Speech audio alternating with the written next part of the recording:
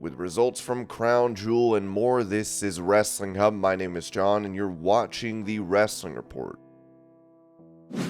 Before we get into the rest of the video, make sure you subscribe to Wrestling Hub and turn on all notifications to stay up to date with everything in the world of pro wrestling. Also, don't forget to follow us on Instagram at Wrestling Hub Official and follow us on Twitter at Wrestling_Hub.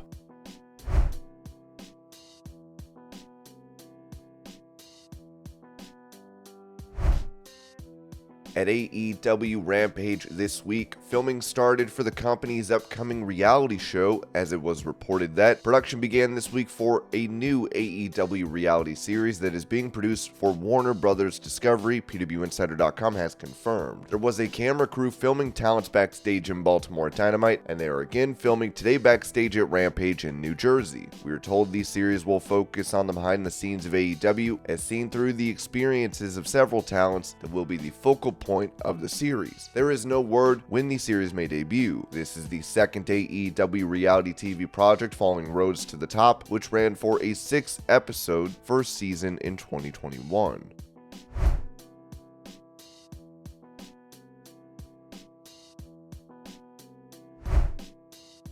With Sports Illustrated's Justin Barrasso, AEW President Tony Khan spoke about potential plans to increase the number of live events for next year when asked if this will happen given the hiring of Jeff Jarrett. Yes, it makes a lot of sense for AEW to expand our live calendar in 2023 and beyond. There are many places in the US and all over the world where AEW is very popular, and this is a strategic opportunity to expand. We also have Ring of Honor. There are a lot of exciting possibilities for us in live events, and Jeff has such extensive experience as a third-generation businessman in pro wrestling. He's got tremendous experience in a number of fields, including live event promotions and international distribution. His insight and knowledge are very valuable, and I'm excited to have Jeff join our great team.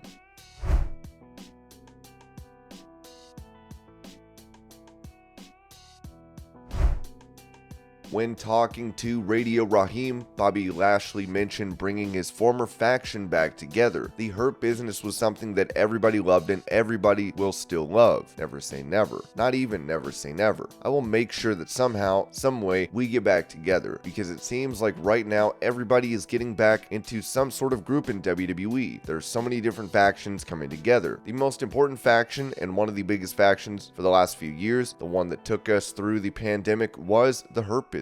During the pandemic, everyone else was staying at home. So many people staying at home didn't want to go to work. So many people who took a back step. The Hurt Business stepped up. We were every part of the show for a long time. That should get a rebirth.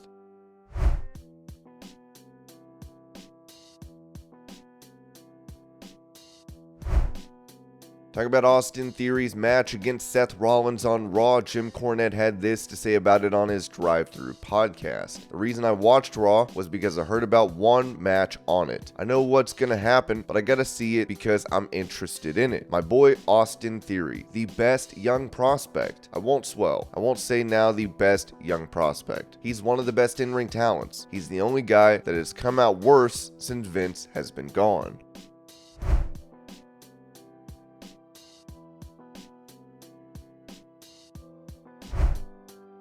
Sticking with Cornette, he would also be asked about Kurt Angle comparing Seth Rollins to Shawn Michaels. As he said, I think he is making the comparison because they resemble each other in terms of they were the guy in WWE at their individual times that was long, lean, and athletic. I don't know that you can compare Seth with Shawn Michaels in terms of, drawing ability and box office. I mean, Seth is good, but Michaels, the one thing you have to do about the obnoxious little prick that he was nearly the best in the business, especially at the WWF style of the 90s.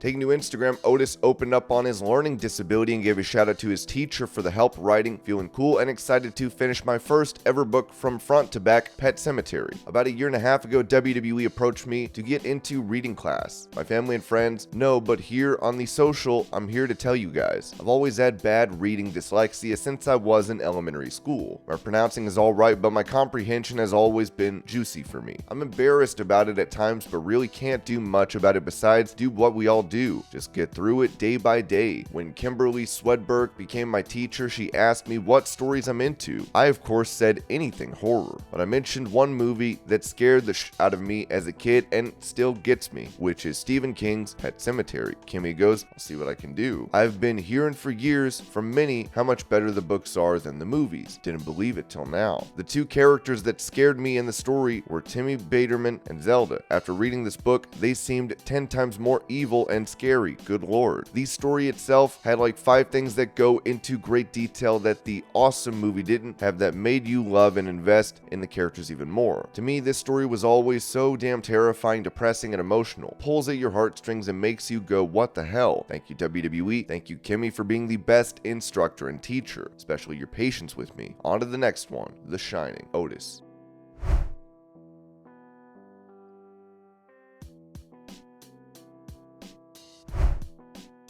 During his interview on Out of Character with Ryan Satin, Butch revealed this about his new gym, saying, I actually just opened up a gym back in Birmingham, back home, which is a new, really exciting thing in my life. So yeah, that's something I haven't really fully promoted yet. I'm still getting it right and getting it set up, but that's taking a lot of time, a lot of attention at the minute, so that's definitely something I'm excited to share properly once we're in a place too. It's just a local gym in sort of the area I grew up in Birmingham. It's been running for like the past 25 years or so, but myself, my brother, and one of my cousins have just acquired it. We're putting a lot of work into it and trying to make it the best it can be, so I'm excited to get home and put the finishing touches on it and then properly promote it to the world.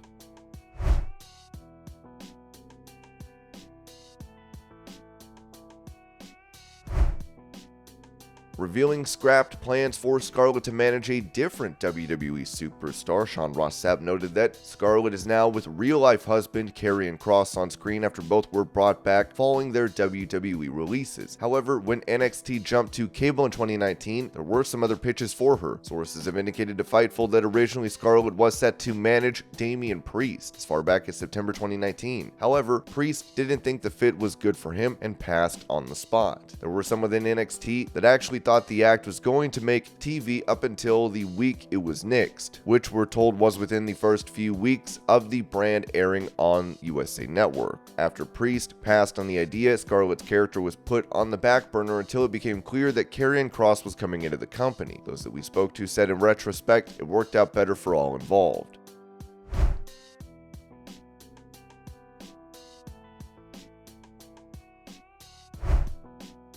Talking about rumors of CM Punk having his AEW contract bought out, Dutch Mantel said this on Smack Talk. What tells me, just on the top of my head, is that some money has already changed hands or is going to change hands to keep Punk quiet. A thing that's been on my mind recently since the Vince McMahon thing happened is the 3 letters NDA, non-disclosure agreement. That's what I think they want Punk to sign. And he may change the story because none of it was under oath anyway, but I don't think Tony wants it out there. My opinion for what it's worth, and public opinion may side with the Bucks, but I've seen a lot of court cases where I sided with the defendant too, but I still think some money changed hands, and he may have changed the story.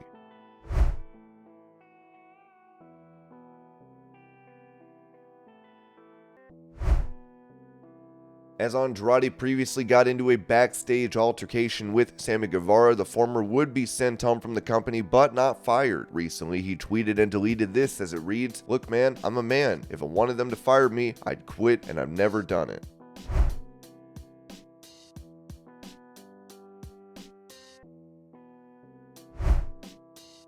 With Sasha Banks and Naomi pulling out of an event not affiliated with WWE for November 12th, the boss has now released a video teasing a massive upcoming date. Here's the clip. As time passes, there's been so much growth and there's been so much beautiful opportunity and a journey that I've been loving. But as the time also goes on, the date is coming that I've been waiting for the past 6 months, and I can't wait. But I'm really gonna make most of this November to make all my dreams happen in preparation for this date that I've been waiting for. I'm very excited, and I hope you guys come along for this journey, which I know a lot of you have been with me for so long, so thank you. But I just want to let you know there's going to be something so fucking crazy. It was also noticed by fans before Crown Jewel that Sasha Banks and Naomi appeared in the WWE intro package.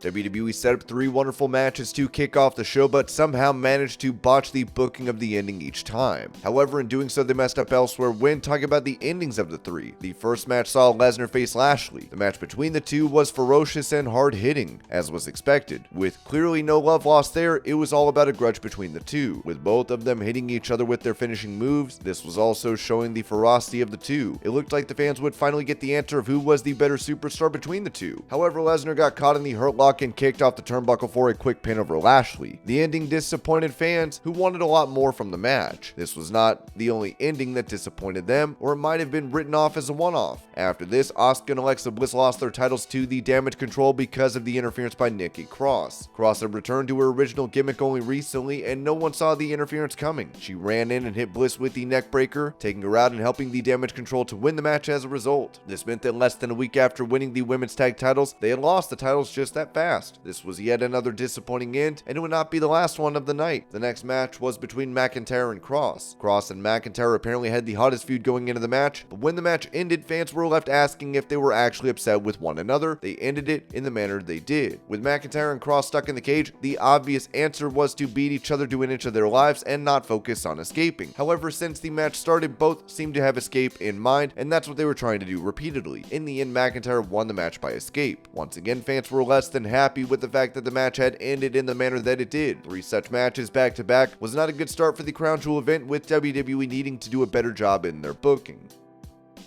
And this was your pro wrestling news update. I hope you're all having a great day. Thank you so much for watching, and I'll see you later.